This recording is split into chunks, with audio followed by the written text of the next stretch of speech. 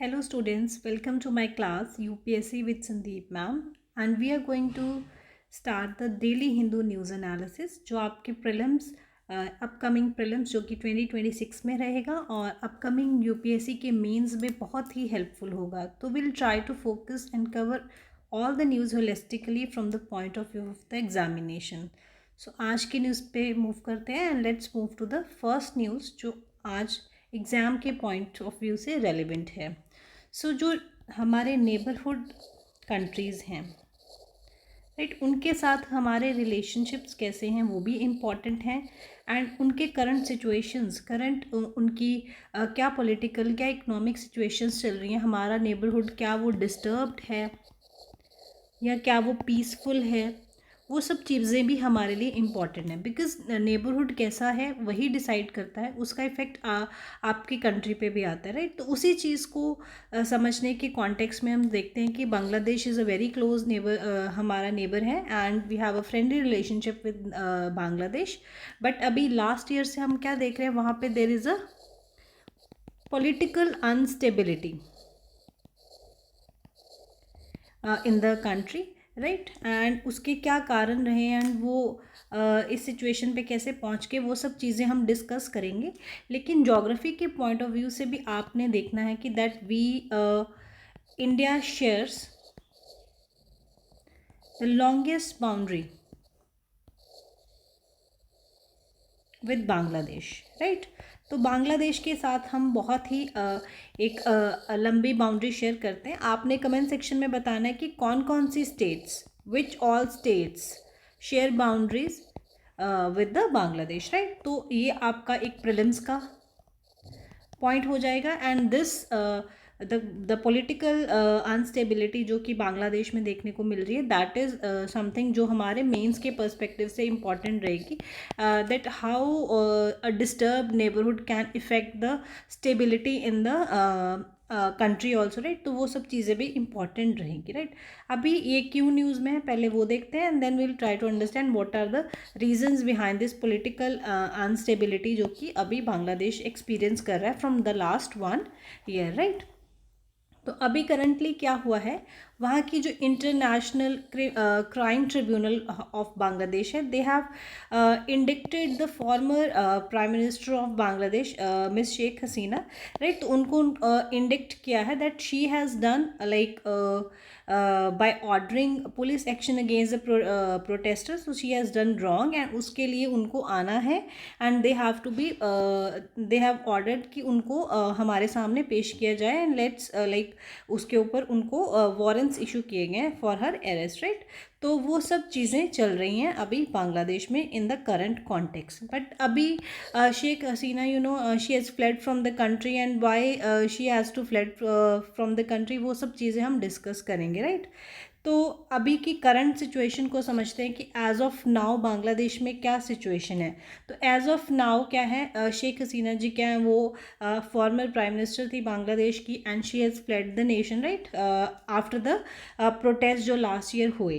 But why the protest took place right. तो उसको समझते हैं कि ये क्राइसिस जो पॉलिटिकल अनस्टेबिलिटी वहाँ पे आ गई है, इस क्राइसिस का what is the reason what where lies its origin right. तो उस चीज़ को समझते हैं राइट. तो उसका जो प्राइमरी रीज़न था, it was due to student protest right. तो see the importance of students. Sometimes students protest can be such huge that it can lead to changes in the government as well right. तो student protest का ये एक example है जहाँ पे students ने protest किया. क्यों प्रोटेस्ट किया स्टूडेंट्स ने? बांग्लादेश में क्या हुआ, there was a quota system चल रहा था जिसको ड्रॉप कर दिया था इन रिसेंट ईयर्स, लेकिन उसको री इंस्टेट किया गया. And what was this quota system? This quota system was saying that जितने भी लाइक पब्लिक सेक्टर जॉब्स होंगी बांग्लादेश में, उसका 30% will go to all those who are the descendant of the 1971 के वॉर के जो हैं डिसेंडेंट, उनको दिया जाएगा. तो this 30% quota to them created a huge unrest in the country and students ने फिर बहुत प्रोटेस्ट किया एंड उसके बाद क्या हुआ, दिस प्रोटेस्ट लाइक ये बहुत ह्यूज प्रोटेस्ट हो गया and it is also known by the name of July revolution. क्यों? क्योंकि ये protest then it accelerated to a huge level and it became a nation wide movement, जिसमें उन्होंने क्या डिमांड किया कि आइदर यू टेक रीटेक और like word this quota system और either the prime minister should resign, right. And then क्या हो गया, then students were protesting in huge number.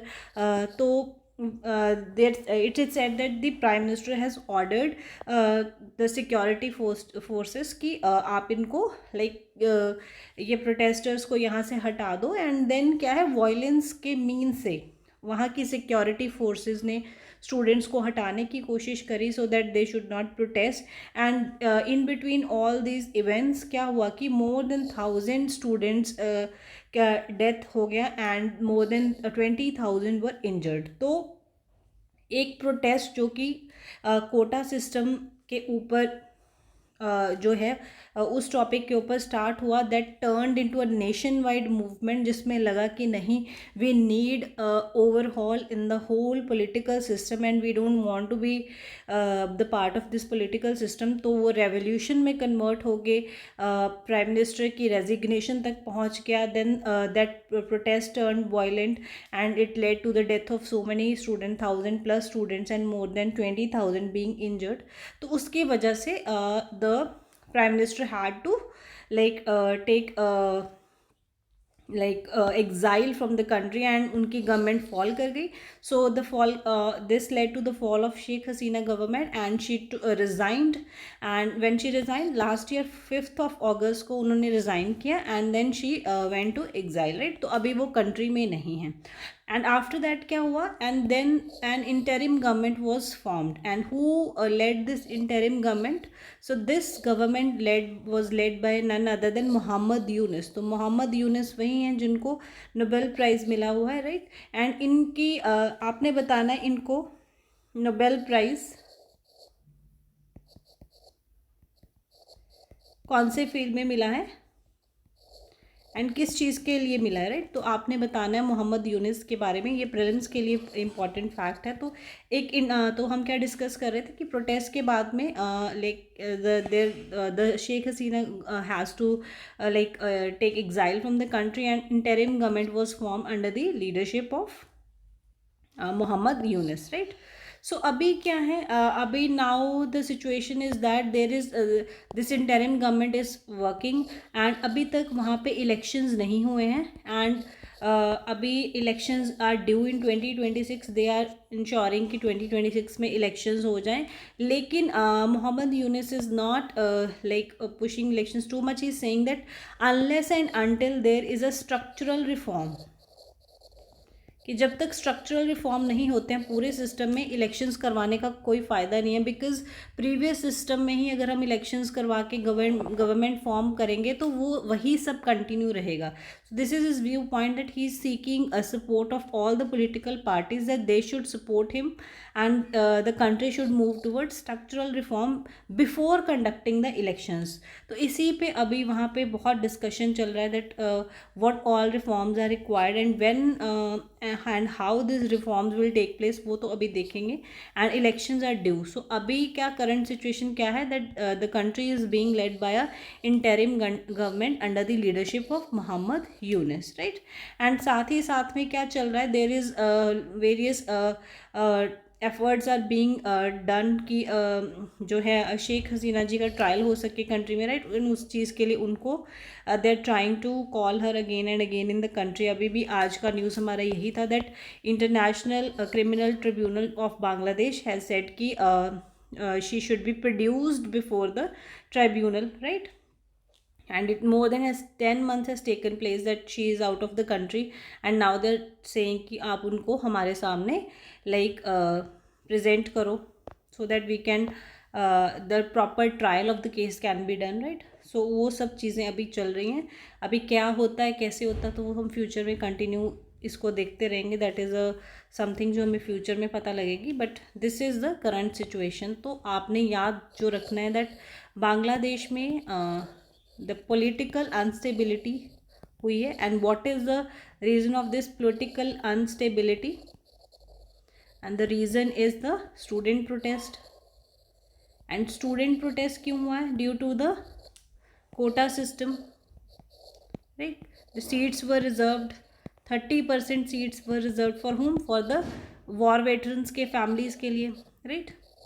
उसके लिए स्टूडेंट्स ने प्रोटेस्ट किया and this whole thing convert into a nation wide movement हो गया.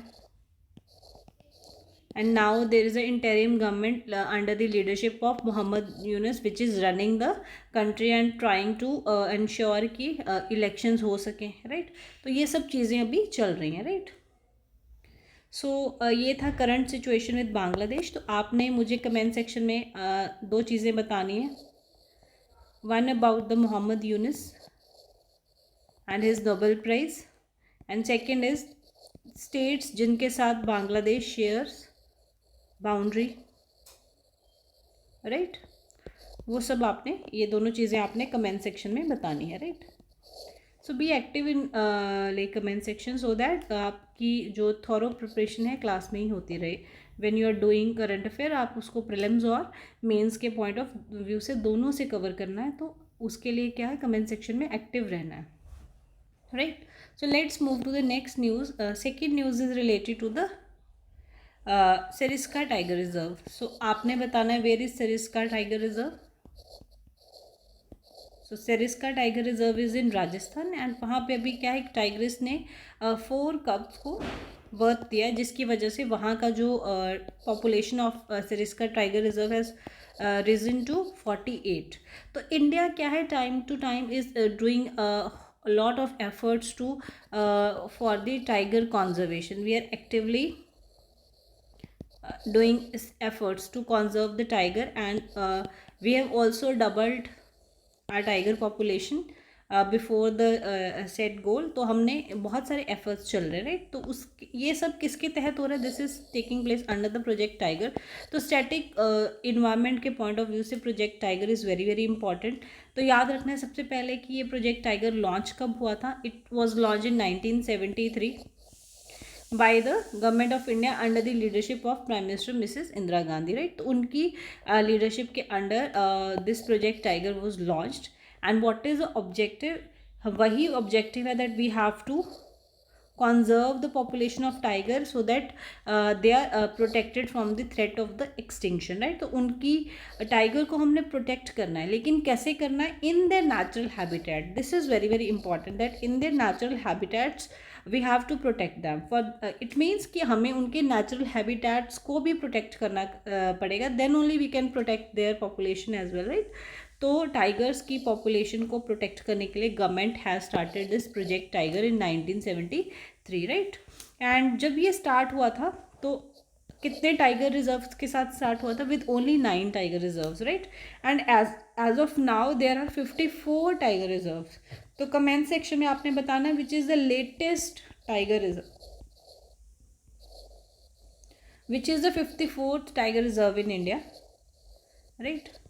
तो कभी कभी यूपीएससी पूछता है कौन सा जो टाइगर रिजर्व है रिसेंटली अप्रूव्ड हुआ है, कौन सा टाइगर रिजर्व रिसेंटली फॉर्म हुआ है. लाइक जितने भी कॉन्जर्वेशन एफर्ट्स हैं they are very very important because अभी यूपीएससी में क्या है, environment has become a very very important part of the examination, right. तो इन्वायरमेंट पे बहुत फोकस है. इस बार भी इन्वायरमेंट से बहुत सारे क्वेश्चंस आए हैं. सो इसीलिए इन्वायरमेंट के किसी भी टॉपिक को आपने इग्नोर नहीं करना है, राइट. तो आपने याद रखना है कि it started with initially started with 9 tiger reserve and as of now there 54 tiger reserves and you need to know the latest tiger reserve जो अप्रूव हुआ है अभी इंडिया में, right.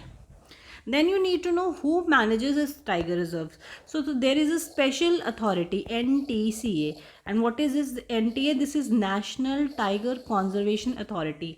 This is formed under the Ministry of Environment and it has the authority to take all the decisions regarding the tiger reserve, right. तो जितना भी tiger reserve की management supervision का काम है, it is being administered by National Tiger Conservation Authority which is a statutory body.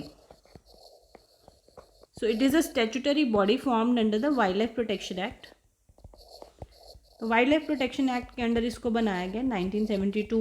So this is a body which is formed under Wildlife Protection Act 1972, NTCA, which has the authority to manage and administer the tiger reserves. बहुत बार जब UPSC पूछता है about any body, they ask their status कि वो क्या है, क्या वो कॉन्स्टिट्यूशनल बॉडी है, क्या वो स्टेचुटरी बॉडी है, राइट. तो वो सब पूछता है. So that is why this is important to know कि what is the nature of the authority जिसके बारे में हम बात कर रहे हैं, राइट. सो आपने याद रखना है एक तो ज्योग्राफी के पॉइंट ऑफ व्यू से कि that Sariska tiger reserves is in Rajasthan, right. And then you need to remember about project tiger and NTCA जिसके बारे में हमने अभी बात कर ली, that it is a statutory body formed under the leadership and the management of ministry of Environment and Forest Climate Change. So what are the objectives of this Project Tiger? As we know, we have to conserve the population of tiger, and that too in their natural habitat. This is super important that you have to protect the tiger in their natural habitat. Then for that you have to protect the ecosystem and the biodiversity. Then only you can protect the natural habitat of the tiger, right? उसके लिए क्या, you need to protect the prey also. So overall you need to protect the whole ecosystem if you want to conserve a species. So that is why the focus is also on protection of the environment and biodiversity. Then you have to rehabilitate the villagers. This is very very important. When you are saying that you want to protect a species in their natural habitat, obviously there would be some people which are living there, right? तो उनको क्या है, you have to like rehabilitate them so that animal and human animal conflict के जो chances हैं वो बहुत कम हो जाए, right? So उनको core area से move करना है so that the chances of human animal conflict are like reduce. And then you have to strengthen the anti poaching anti hunting measures जो हैं आपने उनको strengthen करना है. You should like take steps to reduce poaching, hunting in the of this species, right? Then only you can ensure that the conservation is taking place properly, right? So this is something which is important related to the Project Tiger, right? तो environment की news बहुत important है and उनको आपने कभी भी overlook नहीं करना है. This is something related to state specific news है. But why I have taken this news? Because you can use this as an example in your mains examination. So let's read कि क्या है ये news. अभी Telangana government ने क्या किया है that after conducting the caste survey data in the state, now they are planning to form a backwardness index, right? तो क्या कर रहे हैं, caste census data किया collect. कास्ट सेंसस डेटा में उन्होंने like they have collected broad information about the people, about their caste, about the economic status, right, about the education level of the children, so that they can realise that which caste is backward, which and to what extent, because they are saying that you cannot say that all the caste in a like OBC category are equally backward, right? So we need to analyze which are more backward and which need more support from the government, because basically what is the agenda of giving reservation? That we want to create a level playing field. And जिनका development अच्छे से नहीं हुआ, that we want to help them so that there is social equity in the society. And social equity कैसे ensure होगा? Only reservation देने से नहीं होगा. उसको रिजर्वेशन मिले जिसको ज़रूरत है, then only you can ensure that there is a social equity in the society. So इसके लिए they are doing this step that they are creating a backwardness index, so by which they can analyze properly that which particular caste is more backward and they need more help and more support from the government, right? So they have created a backwardness index on 0 से लेके 126 तक. वो हर एक caste को like range करेंगे and they will उन्होंने बहुत सारे क्वेश्चंस पूछे हैं लोगों से कि about their education level, about their incomes level, what about their land holding, about their experiences of any discrimination they have to go through in the society, right? तो बहुत सारे questions like Like, do you face discrimination in temples, right? Do your children attend English medium schools? Do you own a vehicle, smartphone, or live in a pakka house, or do you borrow money from money lenders? तो ऐसे कुछ questions पूछे हैं जिनके answer से दे gonna rank the caste on the this backwardness scale, so that it could help them to better serve and betterly provide the benefits of the government schemes, the benefit of the reservation system, so that there is a proper social equity and जो economic disparities exist कर रही हैं between the caste उसको address किया जा सके. तो इसीलिए they are this backwardness index would help them in like serving in a better way. तो एक सोशल जस्टिस हो सकेगा. So this can be use as an example in the mains जब दे आर आस्किंग कि how to uplift the backward society, how to like you ensure that there is social equity. So you can say that not only providing reservation would help you need a backwardness index which rank the different castes on the basis of backwardness they are facing, the discrimination they are facing, and help them accordingly, right? So you can create sub Supreme Court ने भी क्या बोला, that sub classification can be done for the purpose of reservation as well, सब classification of caste system, right? तो आप cast को सब classify करो कि कौन सी मोर बैकवर्ड है और कौन सी कम बैकवर्ड है, किसको ज़्यादा हेल्प की ज़रूरत है, किसको कम हेल्प की ज़रूरत है. तो उस बेसिस पे ये सुप्रीम कोर्ट ने भी बोला, उनका जजमेंट भी आया, and this step is a good step in that direction. So this can be use as a example. Telangana government का this effort can be use as an example, as a case study in the mains. So that is why I have like put this particular news in today's class, right? तो इसको आपने important है, इसको note कर लेना है अपने notes में, right? So let's move to the next news, and this is something which is going on in newspaper from last 2-3 days about the recent ranking of the GDPs by IMF. And as per this ranking, India is going to be the 4th largest economy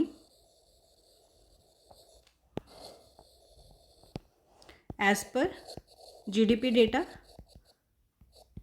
तो IMF की ranking जो आई है इस साल की, they are saying that by the end of 2025 India is going to be the 4th largest economy, surpassing Japan, right? So we are going to be the 4th largest economy. But what this article discuss, it discussed that India growing pains, that no doubt we are growing faster and we are surpassing like this Japan, but we are not growing at the pace which we need to grow as a transition economy. Because we are transition economy, we are moving from developing to developed category में we are trying to move, right? So as per that, the level of this growth is not the level of this transition is not as fast as expected, because this year's जो economic performance रही है, that has not been very like positive, on the note that कि the growth has been very slow this year, राइट? तो उस context में ये article लिखा है. Then there is another article which also deals with the same thing, that India no doubt has rise to the become the 4th largest economy, but when we see the per capita incomes of both the countries, when we compare the per capita income of Japan and per capita income of India, there is a huge disparity, and there is where you need to look that what actually the reality is, right? So in this whole article they are trying to explain that only, that they have compared the per capita income of Japan, the education level in Japan, the healthcare system of Japan with India, right? And the employment level.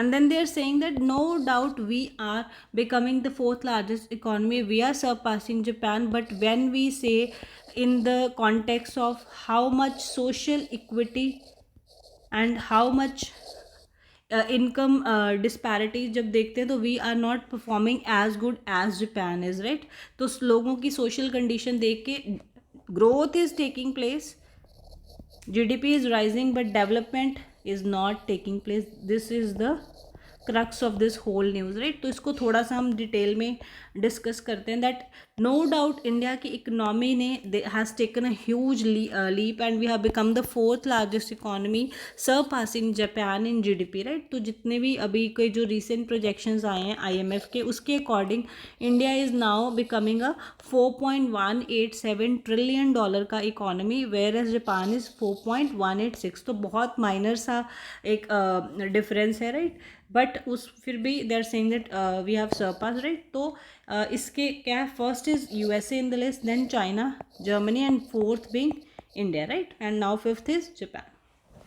So this is something in context of GDP when we say that GDP may we have surpassed, but when we look at the per capita there is a huge disparity and which tells a very very different and story which needs to be focused on, right. So when we are comparing the India's per capita, it is approximately $25,000 per person, right. And for Japan it is $34,000. So you can see the huge difference. एक side पे $2,500 है और एक side पे $34,000 है. तो you can understand how much disparity at the individual level exist. So ये क्या बता रहा है, per capita disparity shows that there is a huge income disparity in India, that not the whole population of India is growing, a few section of society are growing, and that is why GDP is rising, but as a country we are not growing. As individually per capita income को देखते हैं तो everyone is not growing. Per capita is only $2,500, which is way below Japan's $34,000, right. So this shows the income disparity between the both nations. So income inequality India में exist कर रही है, and this is very very important data for mains, that only 1%, जो top का 1% of population है India का, they are holding India's 40% wealth, while the bottom 50% just own 3% of the wealth. तो कितना huge income disparity is existing. So this shows that India में there is no inclusive growth is not taking place, there is no proper wealth distribution नहीं हो रहा है, and there is no social equity in the country, right. GDP is rising every year, but income inequality still is the reality of India, right. तो अभी क्या है, इसको means के पॉइंट ऑफ व्यू से देखें तो how to address this, right. This is also the issue that how to address this.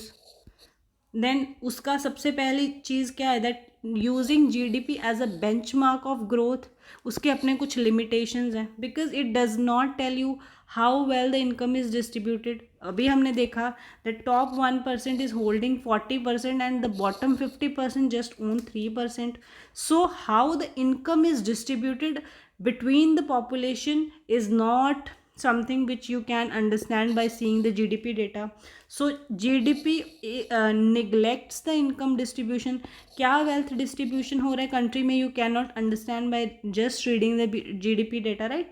So inequalities जो countries में हैं उसको आप नहीं समझ सकते हो just by reading the GDP data. कितना social development हो रहा है, कितना एजुकेशन लेवल है, कितना एम्प्लॉयमेंट लेवल है कंट्री का, you can not just understand and you just can not analyse just by looking at GDP as the benchmark. So GDP as a benchmark is not something which will give you the complete picture about a country's growth. It is just about the income of the country. How that income is distributed, that is something which is not something which you cannot understand just by reading GDP data. Then it also exclude non-market transactions. There are so many activities which are done voluntarily, right. voluntary work को GDP does not count, right. तो उसका कोई monetary inclusion नहीं होता है, so GDP उस पर भी लैक करता है. Then GDP also ignores environmental degradation. You are growing but you are not growing sustainably, तो सस्टेनेबल डेवलपमेंट नहीं है. बट इस चीज़ को भी आप you can not understand just by reading the GDP data, right. So अभी क्या है, there is coming the concept of green GDP. And what is this green GDP? They are saying that you should take into account the environmental degradation which is taking place in the country while growing, right? And you should subtract that cost of environment degradation from the GDPs to reach at a number which shows that how much degradation at environment level is also taking place, right? So green GDP का concept is there. Then GDP also does not tell you about the healthcare system, the education, the leisure. ये सब कुछ GDP figures में directly reflect नहीं होता. So there are limitations of using GDP as a benchmark of the growth. So what could be the better benchmark? So better benchmark could be like using HDI index, which tells more about the development at the individual level, right? It talks about the per capita levels of the growth rate. So it talks about the human development. It talks about the quality of life people are living. It talks about the education level of the country, right? तो वो सब चीज़ें it can better help. So reading GDP data along with these indicators like human development index, and these can help in you better understanding the level of growth and the social development in the country, right? So no doubt we are growing at GDP, which is a good thing and thing to be celebrated. But there are things which cannot be overlooked, right? So income disparity is one of that big challenge which India is facing right now, because the per capita disparity in India is huge and this need to be addressed, right? So this is something जो आपको समझना पड़ेगा in this article. So both these news were related to this thing only, the rise of India as fourth largest economy, surpassing Japan. But in reality, we are facing the per capita disparity, and income inequality remains the reality of country. There is a lack of inclusive growth in the country. तो वो सब चीज़ें अभी हमने साथ में discuss की हैं, right? So let's move to the next news of the day, and this is from the polity section, and it is related to the election commission revising the voter list for the June by polls, right? तो electoral rolls क्या हैं, and who has the authority to like revise electoral rolls? Electoral rolls क्या है? It is a list जिसमें पूरा data है कि कौन सी कॉन्स्टिट्यूएंसी में कौन कौन सा वोटर रजिस्टर्ड है और कौन कौन उस कॉन्स्टिट्यूएंसी में वोट डाल सकता है. So that is the electoral list, electoral roll, जिसको हम in simple language we can say that voter list, right? तो वोटर लिस्ट प्रिपेयर करना किसका काम है? This is another question. So it is prepared by Election Commission of India, and उसको revise करना भी किसका काम है? प्रिपेयर करना भी एंड रिवाइज करना भी, अपडेट करना भी किसका काम है? इलेक्शन कमीशन ऑफ इंडिया का. एंड दिस पावर कहाँ से आ रहा है इलेक्शन कमीशन को?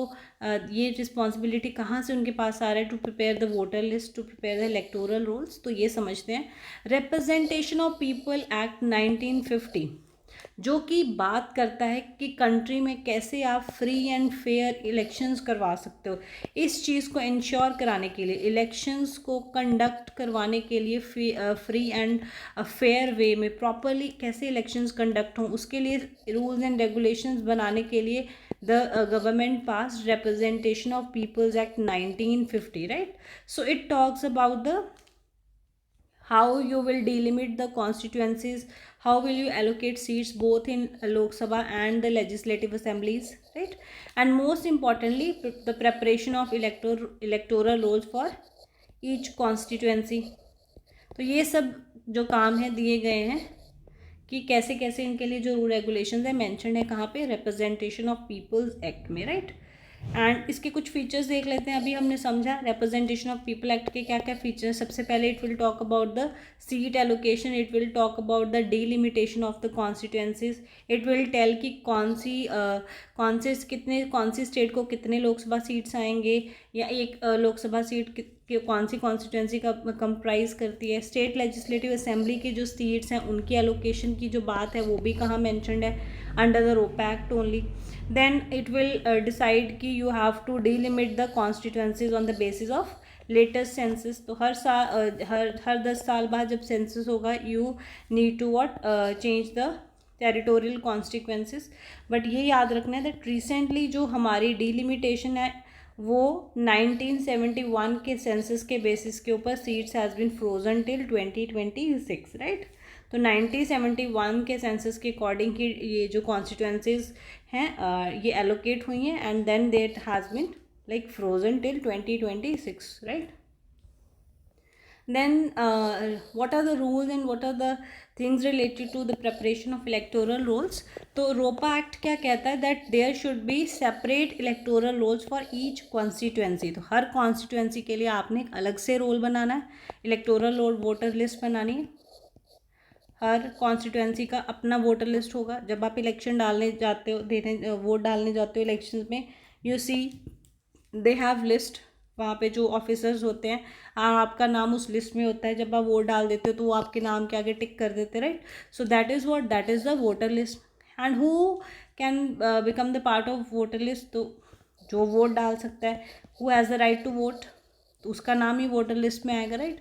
तो कौन है? पहली बात, you should be citizen of India. Secondly, there is a age criteria, that is 18 years, you should be 18 years and above, then you are eligible to be enrolled in the voter list. और ये बात भी याद रखनी, एक voter एक ही constituency में enrol हो सकता है। You are not allowed to vote at 2 places, so 1 person 1 vote. तो उसी के कारण you can be enrolled only in 1 constituency. So what is eligibility? You first of all you should be the citizen, अभी discuss किया, 18 years of age, and you should be the residence in that constituency जिसमें आपने vote डालना है। यहाँ पे एक चीज़ जो आपने याद रखनी है कि कौन सा कॉन्स्टिट्यूशनल अमेंडमेंट था, which constitutional amendment reduce the age, voting age को रिड्यूस किया फ्रॉम 21 ईयर्स टू 18 ईयर्स। तो कौन सी कॉन्स्टिट्यूशनल अमेंडमेंट थी, आपने कमेंट सेक्शन में बताना है, राइट। जितने भी क्वेश्चंस आज कमेंट सेक्शन में होमवर्क दिए हैं, इनके सबके आंसर्स कल के सेशन में डिस्कस किए जाएंगे। तो आपने बताना है कौन सी constitutional amendment reduce the voting age of Indian citizens from 21 years to 18 years. तो अभी क्या है, वोटेबल एज क्या है, 18 years. And when are you disqualified? If you are not the citizen, or if you are declared of unsound mind by a competent authority, or you are convicted under of some electoral offences। कौन कौन से electoral offences which are mentioned in the रोपा 1951। और ये भी आपने comment section में बताना है कि कौन कौन से अगर आपने ऑफेंस किए हैं, you are disqualified to be enlisted on the voters list। तो ये भी बताना है आपने, right. Then regarding the formation and updation of electoral rolls, voter list बनाने के बारे में rules क्या हैं? They are like mentioned, the rules are formed, electoral rules 1960 बने हुए हैं under the ROPA Act, which talks about the annual revision of the list and the continuous updation, right?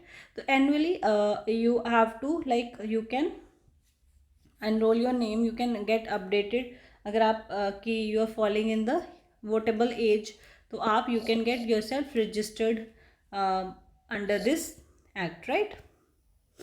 So this is something related to the ROPA act. So let's move to the last news of the day, and this is from the appointment section.